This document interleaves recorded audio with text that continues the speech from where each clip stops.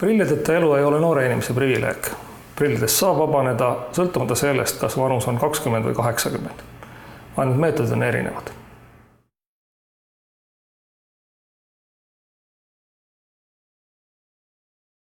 Laserlõikuse uuringutele tulnud patsientidele on tihti räägitud, et miinusprilli ei ole mõtet korrigeerida, kuna miinusvanusega kaob ära või läheb plussiks.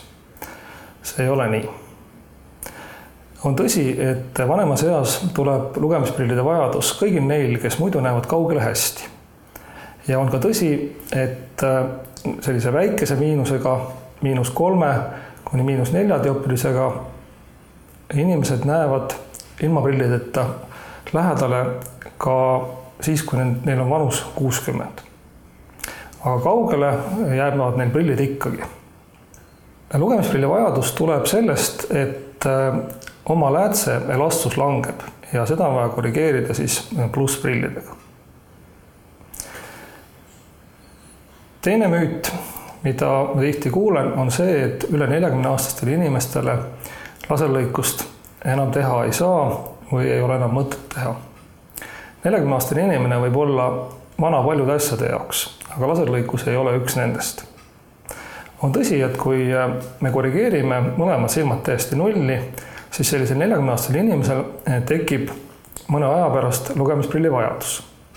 Ja seetõttu on ka varem kasutatud seda võimalust, et üks silm on jäetud väikesse miinusesse, millega on siis natuke lükatud edasi seda plussprilli või lugemiseks vajaliku plussprilli saabumist. Nüüd Refox silmakeskus on ainsana Eestis investeerinud Carl Zeissi patenteeritud tehnoloogiasse, mis võimaldab suurendada silma sügavustaju ja oluliselt paremini taluda seda kahe silma erinevust ja mis veelgi olulisem, taluda suuremat erinevust. Võlusõnaks ongi siin sügavustaju suurendamine. Optika detailidesse laskumata ütlen nii, et kui inimesel, kellel on selline suurendatud sügavustaju, on miinust ühes silmas -0,75, siis kaugele näeb ta selle silmaga nii, nagu ta oleks tavasilm -0,25 ja lähedale nii, nagu ta oleks -1,5. See -1,5 annabki 55-aastasele inimesele veel võimaluse lähedale lugeda. Nüüd nendel inimestel, kes ei talu sellist suurt erinevust või kellel on läätses juba algavat hallkaed või katarakti, nendel on võimaluseks prillidest vabaneda läätsede silma implanteerimine või paigaldamine.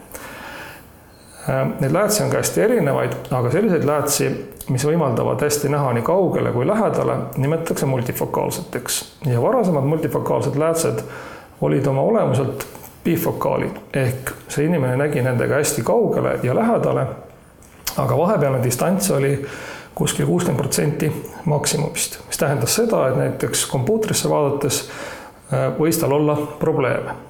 Nüüd alates 2013. aastast on olemas ka sellised trifokaalid, kus siis on 3 põhifookust, mis annab selle, et ruumis on siis maksimaalne nägemisteravus paremini jaotatud ja rohkem sarnane nooremale inimesele. Inimeste võimalused, vajadused ja soovid on erinevad, aga ükskõik, kas selleks on laserlõikus või siis läätsevahetus multifokaalse läätsega. Tänapäeva laserkirurgia ja silmakirurgia võimaluste juures on prillideta elu täiesti võimalik.